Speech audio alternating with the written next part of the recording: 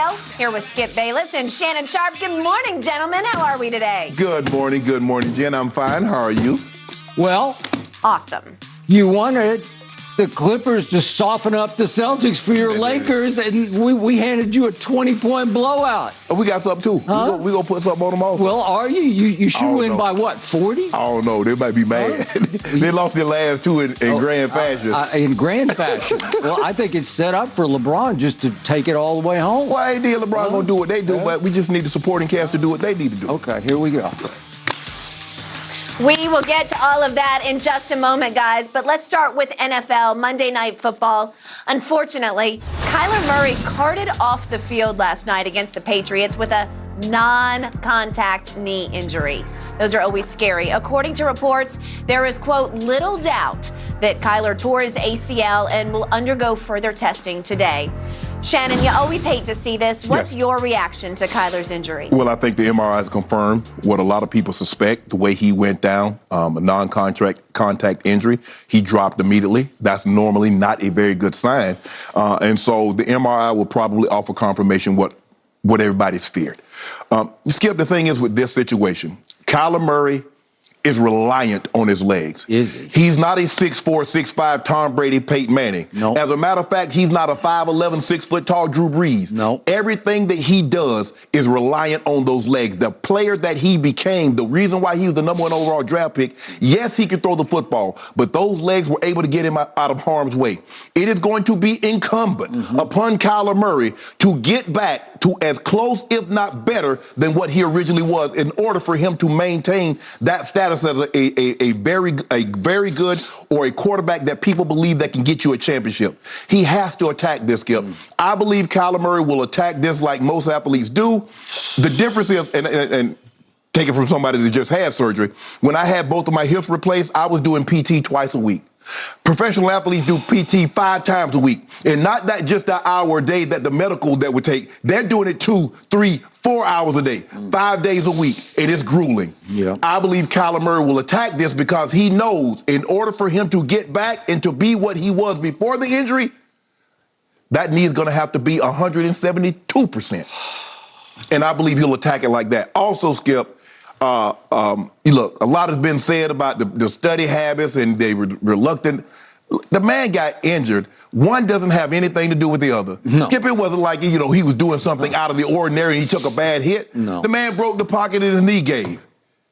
The study ain't have nothing to do with that. Yeah. So with that being said, Skip, it's just, I feel bad for him. He's got a lot of, caught a lot of flack for, I guess, his study habits. Yeah. But that didn't have anything to do with this. And so I'm expecting him to attack this rehab, to get back to what he was before he got injured, and he'll be just fine. Skip, with medicine now, ACLs, guys come back strong. They come back fast. And he's going to have... I don't know if they come back fast, but they come back strong. I think for him, Skip, because it's different. Like when Tom tore his knee, if I didn't tell you Tom Brady tore his ACL, hell, you didn't know. You wouldn't know. No. Because he's not relying on any leg. Peyton was never relying on his leg. Tom Brady. Drew Brees at his height isn't relying on his leg. No.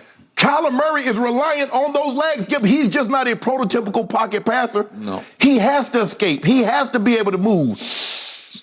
I'm putting my money on Kyler. I believe he's going to come out and attack this thing, and Kyler Murray is probably not going to start the season, Skip, but I believe he'll be as good, if not better, than what he was before he had this injury. I can't tell you how much I hope you are correct about that. But speaking of money, there's only one silver lining here. He got his. Lamar Jackson. Thank you. If I'm Lamar Jackson, the next grass I step on will be my lawn. It ain't going to be no football field. Grass as in green, as in I need my money. Yeah. That's the first thing I thought of was Lamar keeps going out there. And I don't think Lamar going back out there, Skip. I hope you're right about that. I haven't talked to, I don't know Lamar. I haven't talked to anybody. But if he saw that last night, I can't do that one. Okay. So you and I talk about injuries all too much on this show. And what plagues me about the greatest game, which is the game you played, is the injury factor is extreme. Yeah. And it just haunts me and chips away at my psyche as a fan because Every day we got to deal with another one, and it is a literal war of attrition. Yes. And the injury gods too often dictate who wins and loses the championship of your league, because isn't it just sort of the last man standing? Yes. And your Super Bowl teams, their health was pretty to very good each time. Yeah, I think maybe one year we only had one player on IR, maybe two tops. I mean, it's crazy. If you call it luck or you call it good karma or whatever, stars aligned, however you explain it, whatever your value system is, it just takes stars to align for this to happen championship-wise. Correct. So he's running. It's the third play of the game. Yeah. And he kind of but he didn't even plan hard. He just kind of stepped. How many times do you think he's done that from high school to college to the NFL?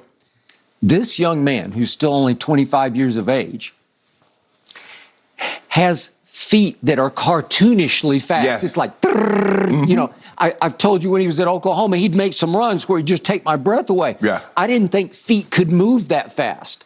So to your point, how many times has he cut 100 times harder and quicker than that? Correct. This was just a routine maneuver. Right.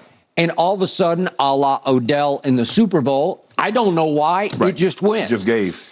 So if I can give one other silver lining, my first thought was Achilles tendon. Right. I don't know if you thought Achilles at all, but no, because he didn't grab his leg. He didn't grab the bottom, because normally they grab down here.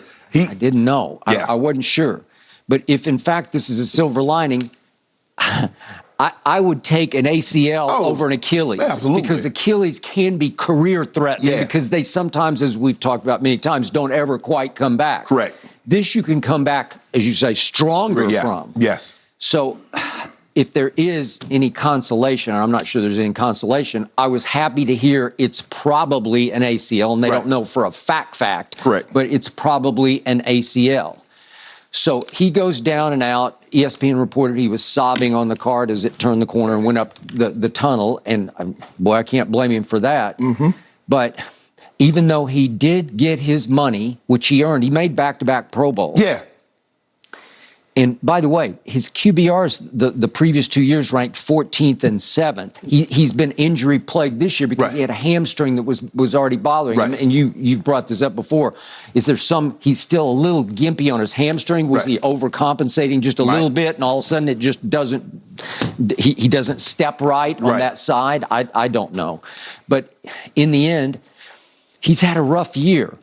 Got his money, but as you point out, we had all the controversy of the study clause. I still don't exactly understand what happened. I saw Robert Griffin last night on ESPN saying he had talked to Kyler, and Kyler said, no, I study. I think, if I heard right, RG was saying that he studies up to 40 hours a week, that he's always studied hard. Well, so then why would you put that in a contract? But the thing was, Skip, he said he doesn't like study. If you think I'm going to sit around and study film all day, you're wrong. That's what he said. Yeah. I mean, it's not like people, you don't make stuff up like that. You just you take the guy at his word. True. He said, I'm not going to sit around and study all day. Yep. Now, if I was him, I would tack the film room and the rehab with the exact same tenacity. Very good point. Sometimes being forced to sit and watch for a while, because I don't think he's going to be ready for the start of the year. That would be miraculous. Yes. Because we're seeing Odell, he's gone through this whole year, and we're all hearing he can't probably be completely ready until next year. Right, and that was February. Jamison Williams, the receiver from Alabama, tore his in the championship game, and it was his first game on Sunday. That's true. So you're probably looking, Skip, 5, maybe 2 months into the season. Okay. So then the previous game, he had the incident, I assume it was a shot at Kingsbury, but I'm not sure, where he said, remember the quote, schematically on that play, we were effed. Right. And it seems like he and Cliff have gone back and forth. So it's been sort of an uneasy alliance for him in Arizona. But I stress he's only 25. He doesn't turn 26, I think, until August. So he will go into next year at age 26, but he's still a very young man. Yeah, yes. Skip, I mean, we can all agree that sometimes he doesn't handle situations the best. No. The yelling and cursing at the coach and saying certain things. I don't agree with that, but I still feel bad. I don't like to see guys get injured. And I also, this is what breaks my heart, is that we play the most physical game and we get the least amount of guaranteed money. You do. I mean, somebody make that make sense to me. But hey, That's a union and players and NFL. That's an issue they need to resolve. But Skip, all he has to do, and I think Skip, you don't get to this level without some type of determination. Yeah, everybody's talented, and there's different levels of talent, but you don't get to this level without working hard. Yeah. At some point in time. Now, you might have to work harder in college than you did in high school, and you're definitely going to have to work harder in the NFL than you did in college. But you get to this level for a reason. Mm-hmm. Kyler Murray understands. He knows, Skip, I'm not 6'5". I just don't throw the ball from the pocket. I've got to have these. Because, Skip, if he can't get away at 5'10" tall, what good is he? He might as well, what good is it? If he can't escape, that's what made him so unique. He was 5'10", but he can escape. Well, the hell, if you can't escape at 5'10", Skip, what? You might as well move the receiver.